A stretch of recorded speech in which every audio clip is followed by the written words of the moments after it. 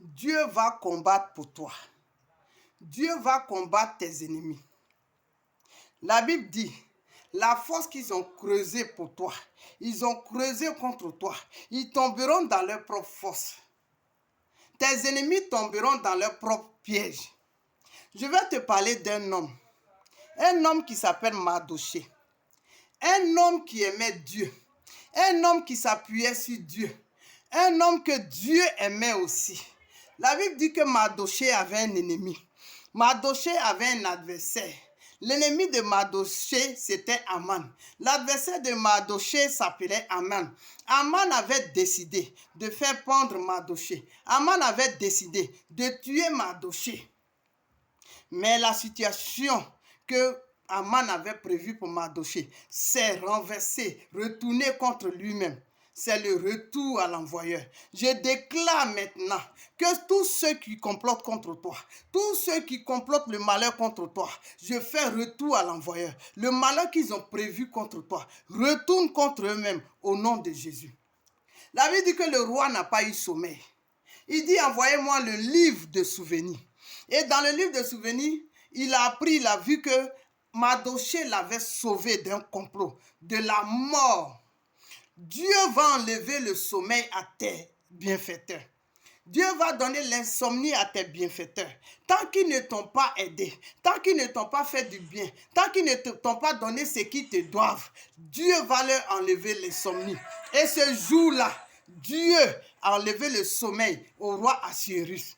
Et il a dit, quel honneur peut-on rendre à un homme qui a sauvé la vie du roi? Et pendant qu'il posait la question, voilà Aman qui venait dans la cour du roi. Il dit qu'il vient là, on dit c'est Aman. Il dit, ça tombe bien, Aman.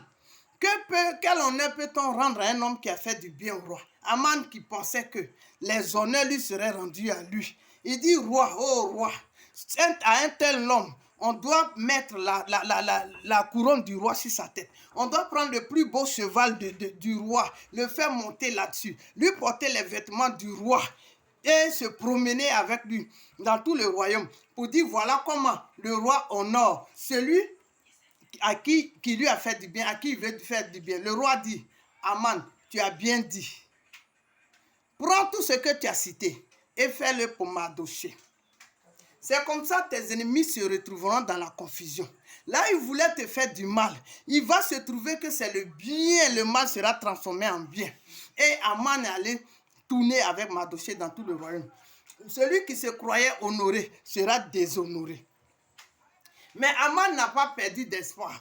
Il dit, il a voulu toujours tuer Mardochée.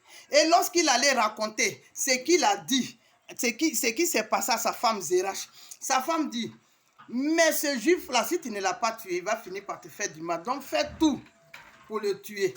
Et Aman est retourné chez le roi. La reine Esther l'avait invité à manger. Et ce jour-là, Aman avait laissé le poteau dans sa maison. Il y venait pour lui. Il venait pour encore plaider pour que le roi puisse faire pendre Mardochée.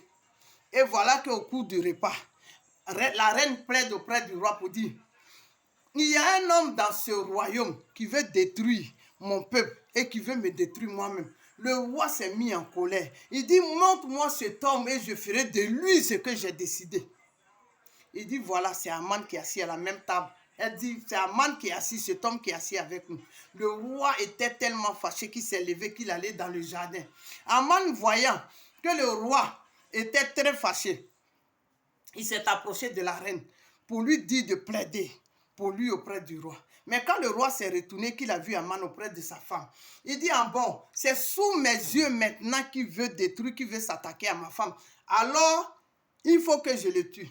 Et un eunuque du roi qui dit au roi, oh roi, voilà le poteau que Aman a prévu pour Mardochée dans sa maison. Il faut qu'on aille le prendre là-bas. Le roi dit, faites-le comme vous l'avez dit. Et Aman a été pendu. Aman a été pendu au poteau qu'il avait prévu pour Mardochée. Tes ennemis seront pendus au poteau qu'ils ont prévu pour toi.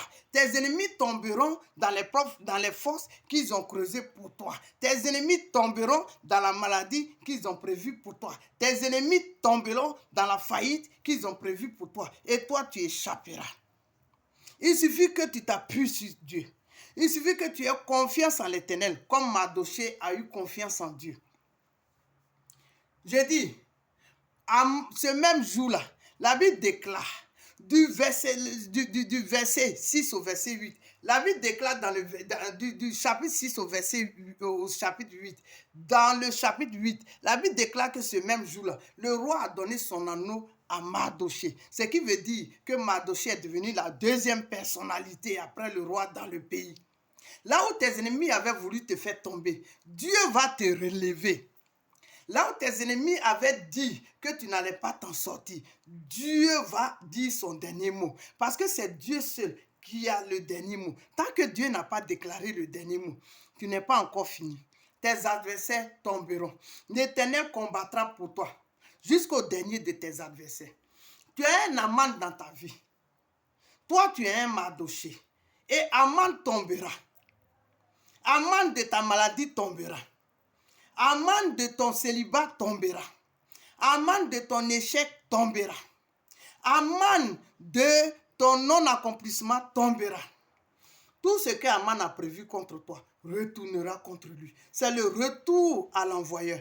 Je déclare ce matin, je déclare ce jour que tout ce que tes adversaires ont prévu contre toi retourne contre eux parce que Dieu l'a déclaré. Au nom de Jésus. Maintenant, tu es libéré de tes ennemis. Tu es libéré de leur complot. Leur complot retombe sur leur propre tête parce que l'Éternel des armées l'a décidé. Il a déclaré au nom de Jésus. Amen.